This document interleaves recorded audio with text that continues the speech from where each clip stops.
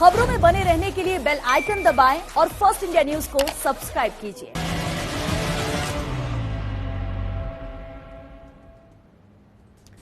Corona के आंकड़े दिनों दिन डरा रहे हैं। देश में मार्च से लगे लॉकडाउन के बावजूद कोरोना पर रोक नहीं लगाई जा सकी है। 1.5 लाख से ज्यादा लोग संक्रमित हैं और 4,500 से ज्यादा लोगों की मौत हो चुकी है। तो फिर देश के सामने आगे रास्ता क्या है? 31 मई के बाद देश में कोरोना कंट्रोल की नियमावली क्या होगी? ऐसे तमाम सवाल देश के सामने हैं। आपके हर सवाल का जवाब मिलेगा, लेकिन पहले कोरोना की विभीषिका कितनी विकराल है, ये रिपोर्ट देखिए।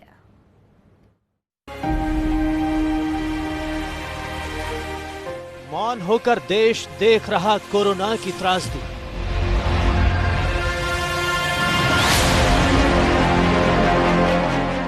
हर दिन को मात देता अगले दिन का आंकड़ा।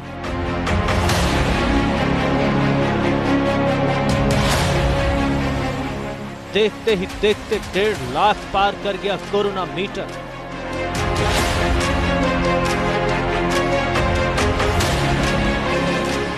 किसने की गलती, कहां रह गई भूल?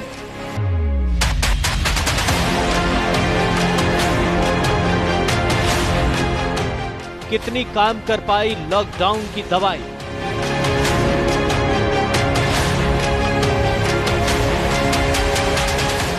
बचाव के लॉकडाउन में इकोनॉमी की ढील का फॉर्मूला क्या?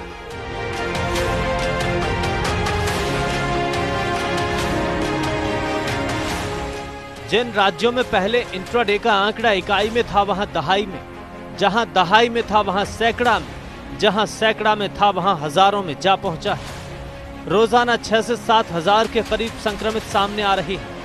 कोरोना की क्रोनोलॉजी के जानकार इससे चिंतित हैं और आगे हालात कितने गंभीर हो सकते हैं इसके गुणाभाग में लगे हैं।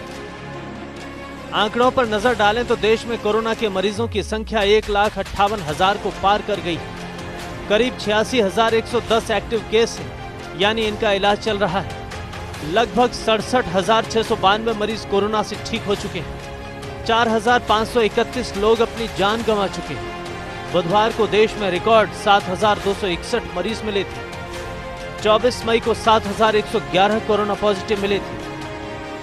आंकड़े बताते हैं कि देश कोरोना के ग्राफ में जिस गिरावट की उम्मीद किए बैठा था, वो उम्मीद धूमिल सी नजर आ रही है। रोजाना बढ़ते ग्राफ लोगों की बेचैनी बढ़ा रहे हैं।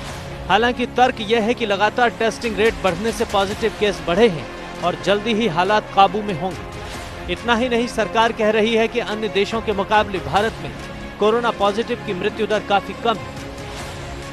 जो हमारा रिकवरी रेट 7.1% करीब मार्च में था, वह बढ़ते बढ़ते 11.42%, जबकि हमने सेकेंड लॉकडाउन शुरू किया। थर्ड लॉकडाउन शुरू करने के समय पर वह बढ़कर 26.59% हुआ और आज हम देख रहे हैं कि फील्ड में एफर्ट्स करने की वजह से वह लॉकडाउन के इस प्रेजेंट टाइम में बढ़कर 41.61% हो चुका है। इसके साथ ही हम देखते हैं कि हमारा फैटेलिटी रेट, यानी कि जो कन्फर्म केसेस आए हैं उसमें कितने केसेस में डेथ रिकॉर्ड की गई है, उसमें भी हम पाते हैं कि हमारा fatality rate is one among the lowest in the world और वह 3.3% से घटते हुए अब करीब 2.87% हो चुका है।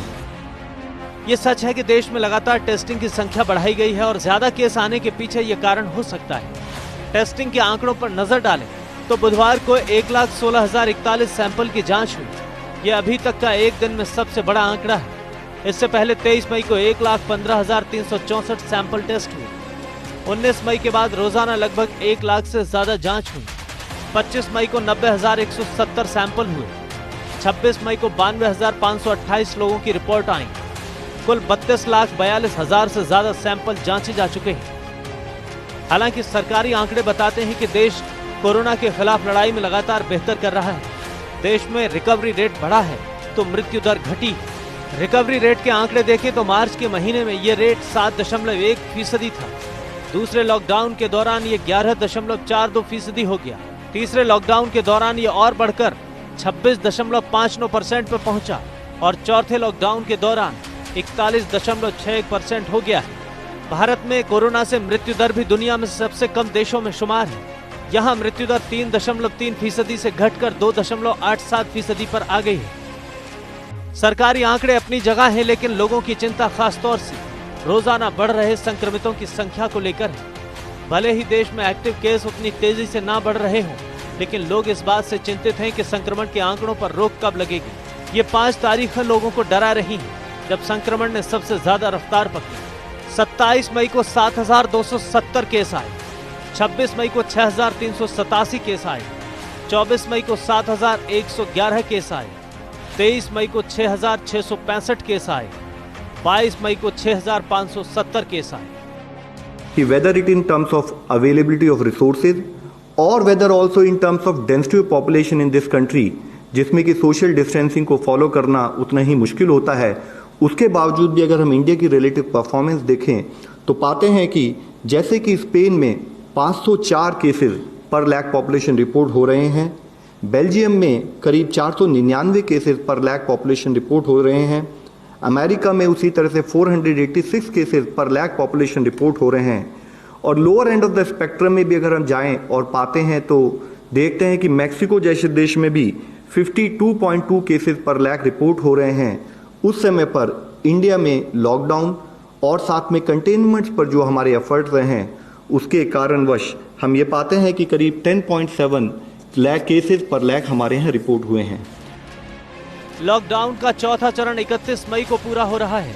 अब आगे क्या कदम उठाया जाए, इस पर सरकार ने मंथन शुरू कर दिया है। कैबिनेट सचिव राजीव गाबा मुंबई, दिल्ली, कोलकाता और चेन्नई समेत कोरोना प्रभावित 13 शहरों के अफसरों के साथ वीडियो कॉन्फ्रेंसिंग कर रहे हैं। जाहिर है कि सरकार लॉकडाउन 4 से आगे की रणनीति पर बात कर रही है। लॉकडाउन 5 लगाया जाएगा या नहीं, राज्य सरकारों की क्या भूमिका रहेगी और किन किन क्षेत्रों में और ढील दी जा सकती है, इन सब के बारे में आगे विस्तार से चर्चा करेंगे। बने रहिए फर्स्ट इंडिया न्यूज के साथ। सरकार ने लॉकडाउन 4 के बाद की रूपरेखा बनानी शुरू कर दी है और उसके लिए कैबिनेट सचिव राजीव गाबा राज्यों के साथ बातचीत कर रहे हैं। कयास लगाए जा रहे हैं कि इस बार लॉकडाउन का निर्णय राज्यों के ऊपर छोड़ा जा सकता है। हालांकि जिन राज्यों में कोरोना का संकट पहले से ज्यादा गहरा गया है, वहां सरकार की खास नजर है। ये रिपोर्ट देखिए।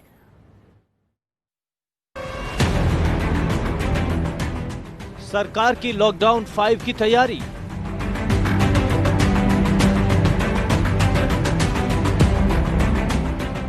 या इस बार राज्यों को मिलेगी जिम्मेदारी।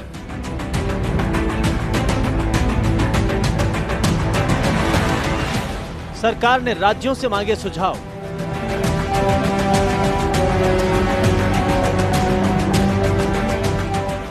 लॉकडाउन पर यस या नो का इंतजार।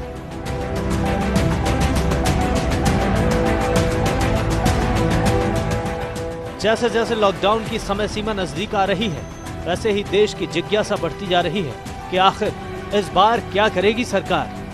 पूरा देश इस इंतजार में है कि कोरोना के बढ़ते आंकड़ों के बीच सरकार का अगला कदम क्या होगा, किन इलाकों में ढील दी जाएगी और कहां सख्ती बरती जाएगी। उन इलाकों का क्या होगा जहां कोरोना की आशंकाएं लगभग खत्म हो चुकी हैं और वहां के इंतजाम क्या होंगे जहां कोरोना जड़ें जमाए हुए हैं। ऐसे में सबकी नजरें अटकी हैं कैबिनेट सचिव राजीव गाबा पर। देश में कोरोना वायरस से प्रभावित 13 शहरों के नगर निगम आयुक्तों और जिला मजिस्ट्रेटों के साथ कैबिनेट सचिव गाबा बैठक करेंगे। वीडियो कॉन्फ्रेंस के जरिए कैबिनेट सचिव राजीव गाबा की ये बैठक होगी। इसमें संबंधित राज्यों के मुख्य सचिव और प्रधान सचिव हेल्थ भी भाग लेंगे। गृह मंत्रालय ने बताया कि इस बैठक में कौन कौन शामिल होंगे। इसमें मुंबई, चेन्नई, दिल्ली और नई दिल्ली, अहमदाबाद, ठाणे, पुणे, हैदराबाद, कोलकाता, हावड़ा, इंदौर, जयपुर, जोधपुर, चेंगलपट्टू और तिरुवल्लुर के नगर निगम आयुक्त बैठक का हिस्सा होंगे। बैठक में संबंधित जिलाधिकारी या जिला मजिस्ट्रेट भी भाग लेंगे। असल में 31 मई को लॉकडाउन 4 खत्म होना है। साथ ही प्रधानमंत्री को 31 मई को मन की बात भी करनी है। ऐसे में कैबिनेट सचिव की यह बैठक खासी अहम मानी जा रही है। इस बैठक के दौरान कैबिनेट सचिव राज्यों और केंद्र शासित प्रदेशों से ये जानेंगे कि उनके यहाँ कोविड-19 के मरीजों की क्या हालत है। इसके अलावा राज्यों में लॉकडाउन बढ़ाने को लेकर क्या सोच है और वो इसे बढ़ाना चाहते हैं या नहीं, इस पर अहम चर्चा होगी। इससे पहले 17 मई को कैबिनेट सचिव राजीव गाबा ने राज्यों के शीर्ष अधिकारियों के साथ चर्चा की थी। इस दौरान राज्यों को ट्रेनों को चलाने की अनुमति देने से जुड़ी चर्चा हुई थी और कोरोना के संकट को लेकर राज्यों के किए जा रहे प्रयासों पर समीक्षा की गई थी। राजीव गाबा ने इस कोरोना संकट काल में समय समय पर राज्यों के शीर्ष अधिकारियों के साथ बैठकें की हैं और उनसे स्थिति की जानकारी ली है। 17 मई को की गई बैठक में भी राज्यों के सचिवों के साथ कोरोना से निपटने के उपायों पर चर्चा की गई थी और केंद्र सरकार की गाइडलाइंस का पालन ठीक से करने के निर्देश दिए गए थे। देश में लॉकडाउन 4 चल रहा है, जिसकी अवधि 31 मई तक है और अब सबके मन में सवाल ये है कि क्या लॉकडाउन 5 को लागू किया जाएगा। कयास ऐसे लगाए जा रहे थे कि रविवार को होने वाली मन की बात में प्रधानमंत्री नरेंद्र मोदी अगले लॉकडाउन का ऐलान कर सकते हैं, लेकिन गृह मंत्रालय ने इन कयासों को खारिज कर दिया था। गृह मंत्रालय ने कहा था कि इस रविवार को मन की बात कार्यक्रम में प्रधानमंत्री नरेंद्र मोदी के लॉकडाउन 5 की घोषणा को लेकर किए जा रहे तमाम दावे केवल कयास हैं। तो इतना साफ है कि मन की बात में इसका ऐलान नहीं होगा, बल्कि केंद्र सरकार राज्यों से चर्चा के बाद इस पर कोई निर्णय करेगी। Bureau report, post India news.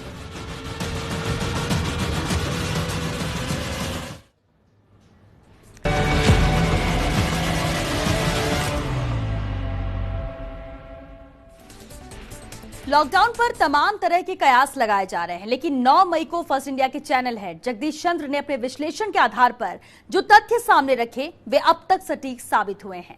ऐसे में जानना जरूरी हो जाता है कि लॉकडाउन को बढ़ाने को लेकर उन्होंने क्या कहा था। इस रिपोर्ट में हम आपको दिखाएंगे, साथ ही ये भी दिखाएंगे कि लॉकडाउन से अब तक देश को कितना नुकसान पहुंचा और कितना फायदा हुआ। देखिए जरा।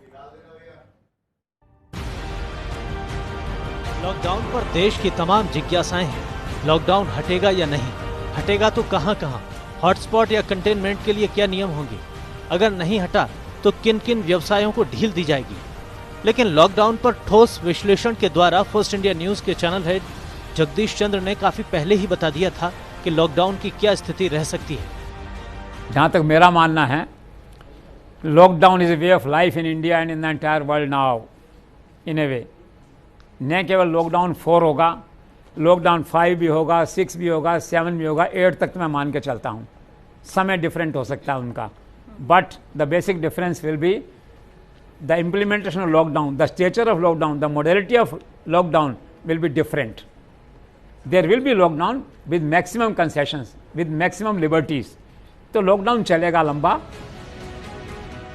इधर लॉकडाउन से हुए नफा नुकसान का आकलन भी किया जा रहा है। किसी की नजर में इससे इकोनॉमी को बड़ा नुकसान हुआ है, तो कोई कह रहा है कि ये लॉकडाउन पर्यावरण के लिए वरदान लेकर आया है।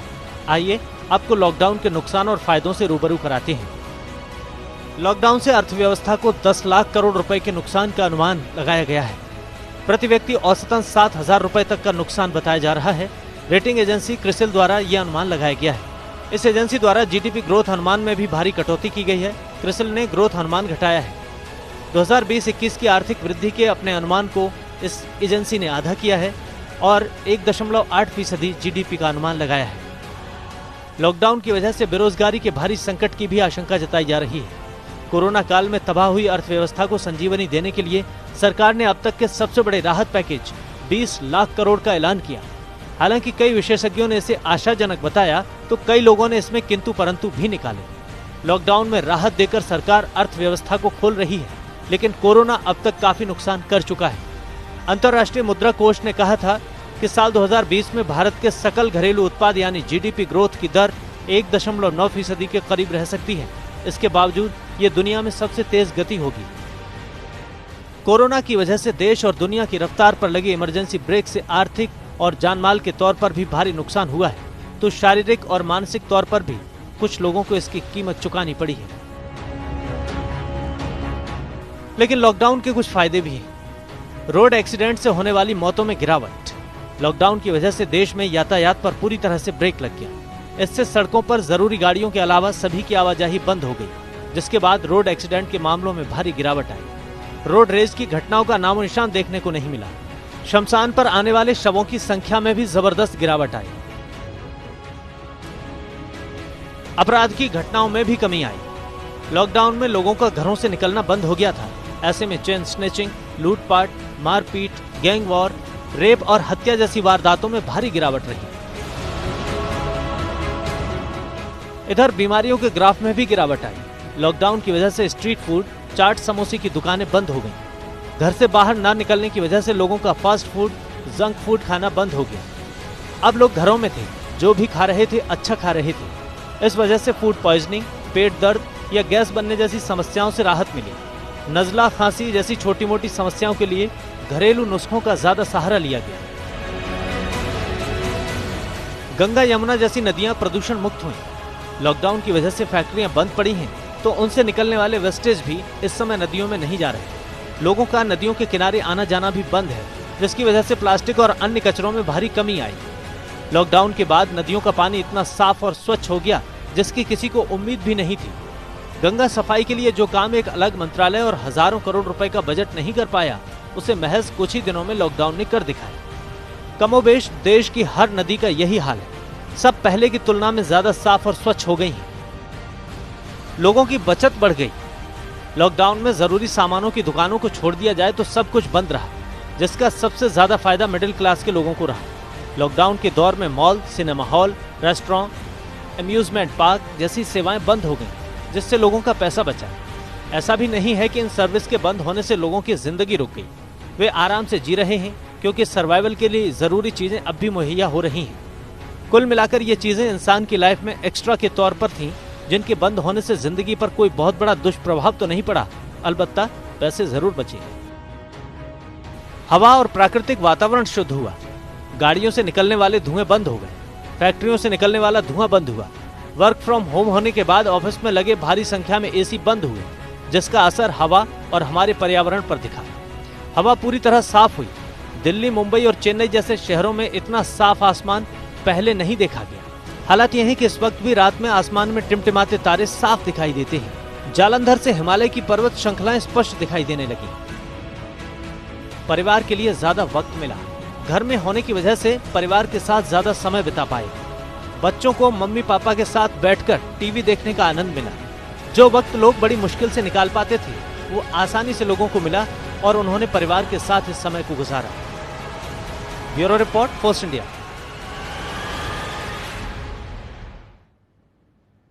और चलिए इसी के साथ हमारी खास पेशकश में आज के लिए बस इतना ही। नमस्कार।